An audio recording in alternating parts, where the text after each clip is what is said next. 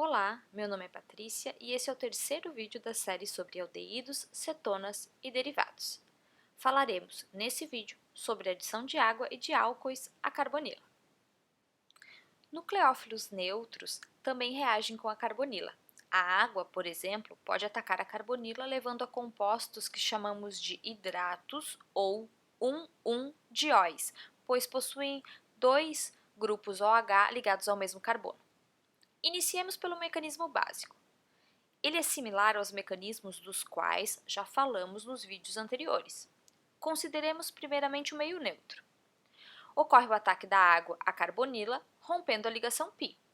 Forma-se, portanto, o intermediário tetraédrico, que contém uma carga negativa no antigo oxigênio da carbonila, pois os pares de elétrons da ligação π, que foi rompida, foram para ele, o átomo mais eletronegativo. Contém também a carga positiva no oxigênio que veio da água, pois ele contém ainda 2 prótons.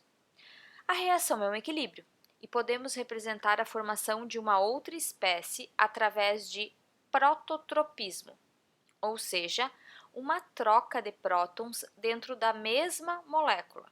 Assim, forma-se o produto, um hidrato neutro. Essa reação é um equilíbrio e fatores eletrônicos também controlam o deslocamento. Podemos observar as constantes de equilíbrio das reações de hidratação de diversos compostos carbonílicos para ilustrar esse efeito. Geralmente, aldeídos são hidratados em maior extensão do que cetonas simples. Por motivos já relatados, aldeídos são mais eletrofílicos do que cetonas. O formaldeído, em especial, é um reagente muito reativo. Repare no aumento significativo da constante de equilíbrio. Geralmente, em solução, esse reagente está somente na forma de hidrato. Quando grupos eletronegativos, como os halogênios, estão ligados à carbonila, aumenta a proporção de hidratação. Esses grupos aumentam a eletrofilicidade do carbono, deixando-o mais reativo. Se mais grupos retiradores estão presentes, mais reativa será a carbonila e maior será a constante de equilíbrio. Lembrando que esses dados são de reações em meio neutro. Esses tipos de reações podem também acontecer sob catálise ácida ou básica. Bases e ácidos fortes, como HCl e NaOH, por exemplo, aumentam a formação de hidratos. Em meio ácido, ocorre primeiro a protonação da carbonila, deixando-a mais eletrofílica, conforme já foi explicado em vídeo anterior. As outras etapas são similares ao já mostrado, o que muda é o estado de protonação e as cargas. A água ataca e cliva a ligação π, formando o intermediário tetraédrico, agora sem carga negativa no oxigênio que pertencia à carbonila, pois ele já está protonado. O intermediário tetraédrico só tem uma carga positiva. O próton adicionado na primeira etapa pode ser perdido ou devolvido ao meio, ao final, sendo um catalisador. Em meio básico, o nucleófilo é o íon hidróxido, mais nucleofílico do que a água. Forma-se o intermediário tetraédrico também, só que agora contendo um alcóxido, ou seja, uma porção com oxigênio negativo. Um próton, que pode vir de um equivalente de água, protona o intermediário e regenera um íon hidróxido ao meio. Dessa forma, tanto em meio ácido quanto em meio básico, as reações são favorecidas para a formação do hidrato. Álcoois, similarmente ao que ocorre com a água, também podem ser adicionados à carbonila de aldeídos ou cetonas. O produto de adição de álcoois a compostos carbonílicos é um M-acetal, pois é a metade do caminho para a formação de acetais, dos quais já falaremos. Os M-acetais formados a partir de aldeídos são um pouco diferentes daqueles formados a partir de cetonas. Esses últimos podem também ser chamados de M-cetais. M-cetais cíclicos podem ser formados quando a carbonila e o grupo OH estiverem na mesma molécula, em uma reação intramolecular. O mecanismo é similar à formação de hidratos. mas dessa vez o nucleófilo é um álcool, mas todas as etapas são a mesma. Ataque à carbonila, rompimento da ligação π, formação de intermediário tetraédrico e formação do produto neutro, nesse caso, um M-acetal. A formação de M-acetais também é reversível, sendo afetada pelos mesmos efeitos citados para hidratos. No entanto, M-cetais podem ser mais estáveis sendo cíclicos, e isso acontece quando o grupo OH e o grupo carbonila fazem parte da mesma estrutura. A reação é então uma adição intramolecular. Mesmo que o lactol, ou M-acetal cíclico, seja mais estável, ele ainda estará em equilíbrio com a forma hidroxicarbonila aberta. A estabilidade e a facilidade com que é formado o lactol depende do tamanho do ciclo formado. Anéis de 5 ou 6 membros que têm baixa tensão são facilmente formados. Cabe ainda ressaltar aqui que a adição de álcoois também pode sofrer catálise ácida ou básica, similarmente ao que já foi descrito para a adição de água. Em meio ácido, é possível que o M-acetal reaja com outro equivalente de álcool, levando a uma espécie chamada acetal. Isso somente ocorre em meio ácido, pois após o primeiro ataque que gera o M-acetal, essa espécie tem um OH que precisa sair para formar o acetal, e esse OH deve ser protonado para se tornar um bom grupo abandonador, e isso só acontece em meio ácido. Vejamos o mecanismo passo a passo para entender melhor. A primeira parte é a protonação da carbonila, ataque do álcool como nucleófilo e formação do intermediário tetraédrico. É igual à formação de M-acetais. A partir daí, se houver excesso de álcool e o meio estiver ácido, a reação pode continuar. Pode haver a protonação do OH e os pares de elétrons não compartilhados do oxigênio do grupo OR podem formar uma dupla e assim expulsar a água, gerando a seguinte espécie. Com excesso de álcool no meio, outro equivalente pode atacar essa espécie de carbonila que foi formada. Isso forma um novo intermediário tetraédrico.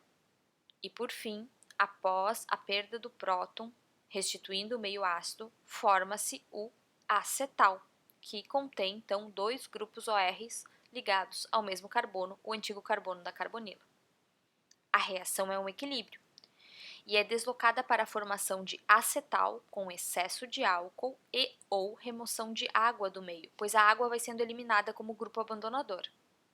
A remoção de água pode ser realizada com peneira molecular ou secantes, por exemplo. Pode ser deslocada também de volta ao reagente carbonílico por utilização de excesso de água e ou remoção de álcool, por exemplo, por destilação.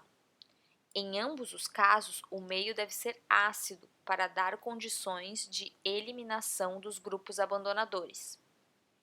Nesse caso, o mecanismo total, que vai do composto carbonílico até o acetal, é chamado de adição-eliminação.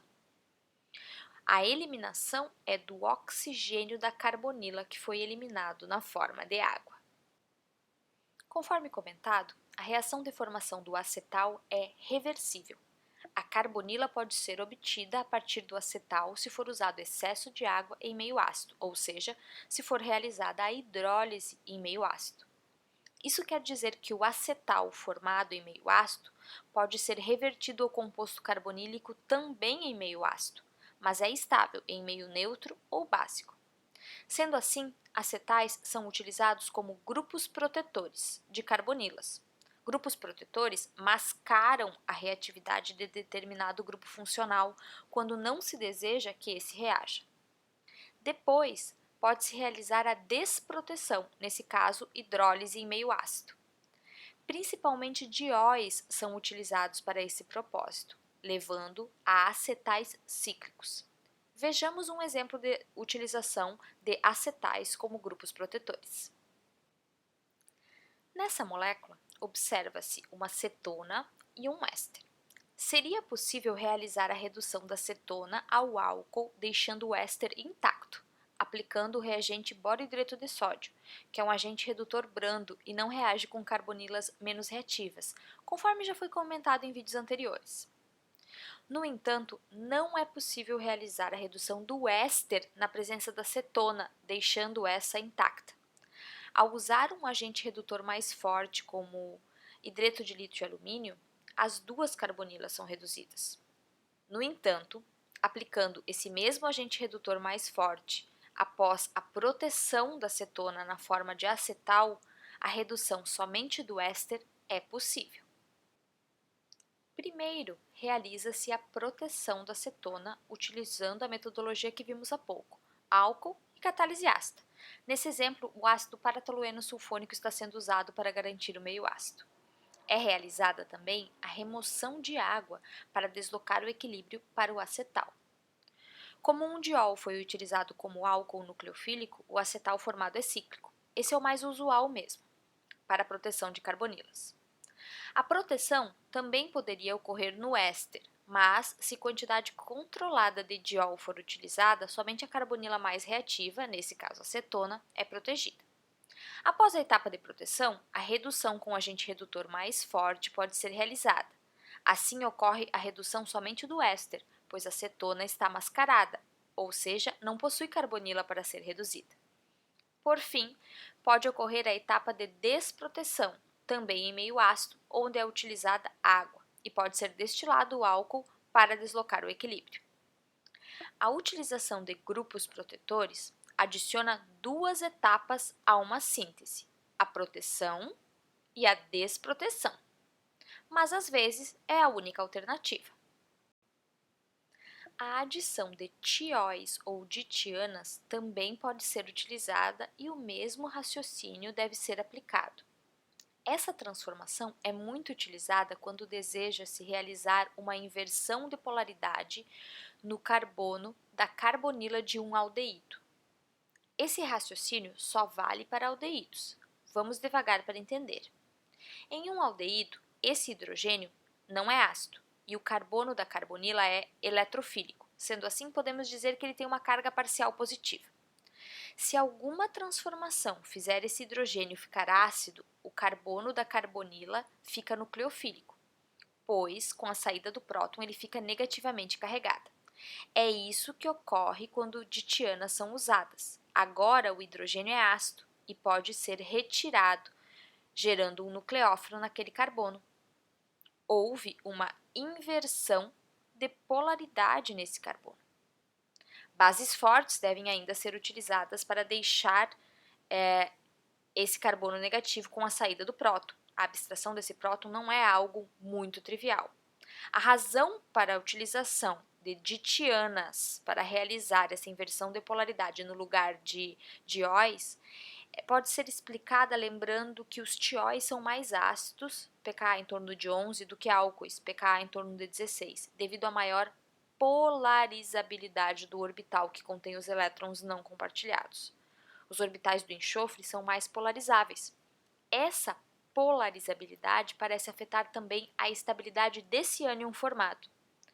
Vejamos todo o raciocínio de utilização agora. Primeiro, deve ocorrer a conversão do composto carbonílico, similarmente ao que ocorria com dióis que vimos há pouco. Essa espécie deve ser isolada para ser utilizada na próxima etapa. Então, uma base forte deve ser utilizada para remover o próton. Geralmente, utiliza-se um composto organometálico. Todos os cuidados inerentes ao uso de organometálicos devem ser tomados, ou seja, solvente aprótico, anidro, meio com atmosfera inerte e baixas temperaturas. De posse da espécie aniônica, in situ mesmo, ou seja, no mesmo vaso reacional, sem isolar, ela pode ser reagida com diversos eletrófilos. Por exemplo, pode atacar e causar a abertura de um epóxito. Pode adicionar-se uma carbonila ou mesmo reagir por SN2 com um haleto de alquila. Após, a carbonila pode ser regenerada, similarmente ao que foi mostrado para acetais, ou o grupo contendo enxofre pode ser reduzido por hidrogenação catalítica. Espero que esse vídeo tenha ajudado você a perceber como compostos carbonílicos são versáteis sinteticamente e como podemos utilizar os conhecimentos de química orgânica para planejar uma síntese. No próximo vídeo, continuaremos falando de mecanismos de adição e eliminação na carbonila de aldeídos e cetonas. Bons estudos!